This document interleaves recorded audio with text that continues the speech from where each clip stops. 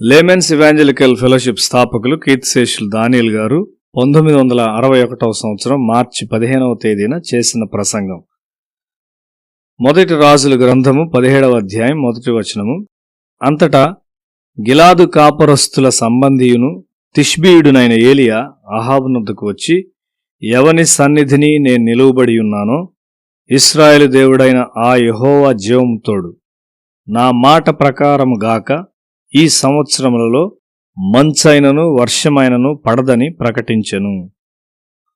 ఇశ్రాయేలులో 3.5 సంవత్సరాలు వర్షం పడలేదు. దేశంలో కరువు ఉన్నది మరియు ఆహార కొరత చాలా బాధకరముగా ఉన్నది. తన ఆహారం కొరకు ఏలియా ఏం చేశాడు? ఇతర ప్రాంతముల నుండి అతడు ఆహారమును దిగుమతి చేసుకున్నాడా? అది పరిష్కారం కాదు. అతడు బయలు ప్రవక్తలను వారి విగ్రహములను నాశనం చేశాడు. అతడు ప్రజలను నిజదేవుడైన యెహోవా యొద్దకు తీసుకుని వచ్చాడు. బయలు కాదు, యెహోవాయే దేవుడని ప్రజలు అంగీకరించినట్లు అతడు సత్యము ప్రదర్శించబడినట్లు చేశాడు. దేశంలో విగ్రహారాధన వ్యాపింపచేయు అబద్ధ ప్రవక్తలను అతడు నాశనం చేశాడు. వారు యెజబెలు రాణి ద్వారా బలపరచబడినారు. తరువాత అతడు నమ్మకముగా ఆసక్తితో ప్రార్థించాడు. పాపము తొలగించబడినది కాబట్టి దేవుడు జవాబిస్తాడని అతడు నిశ్చయంతో ఉన్నాడు. అక్కడ కొంత ఆలస్యం ఉన్నప్పటికీ దేవుని వాక్యానుసారముగా జవాబు వచ్చునని అతనికి తెలియను. దేవుడు తప్పక జవాబు ఇవ్వాలి. ఏలియా ఆసక్తితో ప్రార్థించాడు. తన నిబంధనకు వ్యతిరేకముగా తానే దేవుడు వెళ్ళలేడు.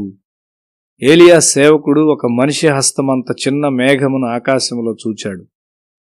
కుండపోత వర్షం వస్తుందని ఏలియాకు తెలియను. అది వచ్చింది. పాపము కారణమున ప్రకృతి మూలుగుచున్నది. మన అధికారులు పూర్తిగా అబద్ధాలు, లంచాలతో నిండి ఉన్నారు. పేదలు అణచివేయబడినారు. కాబట్టి మన వైద్యశాలల్లో ఎంతో అన్యాయం జరుగుచున్నది.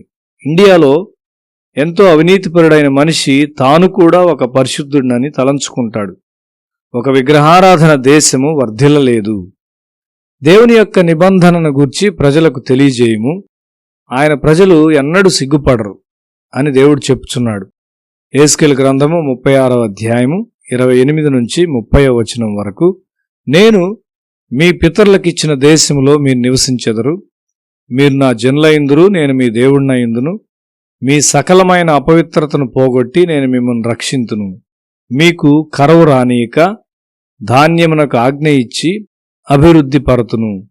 అన్యజనుల్లో కరువును గూర్చిన నింద మీరిక నొందకుండునట్లు చెట్ల ఫలములను, భూమి పంటను నేను విస్తరింపజేసేదను.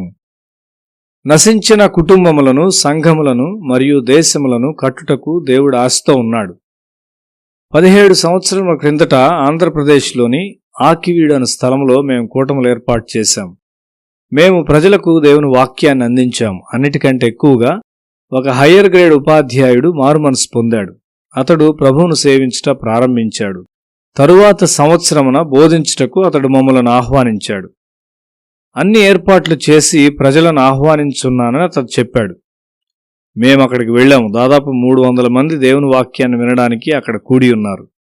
చెట్ల క్రింద కూటములు ఏర్పాటు చేయబడినవి. ప్రతి సంవత్సరము అక్కడికి వెళ్లి బోధించుట మేము ప్రారంభించాము. ఆ ఉపాధ్యాయుని నాయకత్వం క్రింద మార్పు చెందిన వారు స్థిరముగా ఉండి సంవత్సరం అంతా పనిచేస్తూ ఉన్నారు. ఈ సంవత్సరం ప్రజల సంఖ్య 3000. చాలామంది ప్రజలు స్వస్థపరచబడినారు మరియు చాలామంది మంచి జీవితములను అనుభవిస్తూ ఉన్నారు. రోగులకు మరియు పేదలకు సువార్త ప్రకటించుము. కేవలము సుఖవంతమైన దాన్ని మనం వెదక్కుందుముగాక.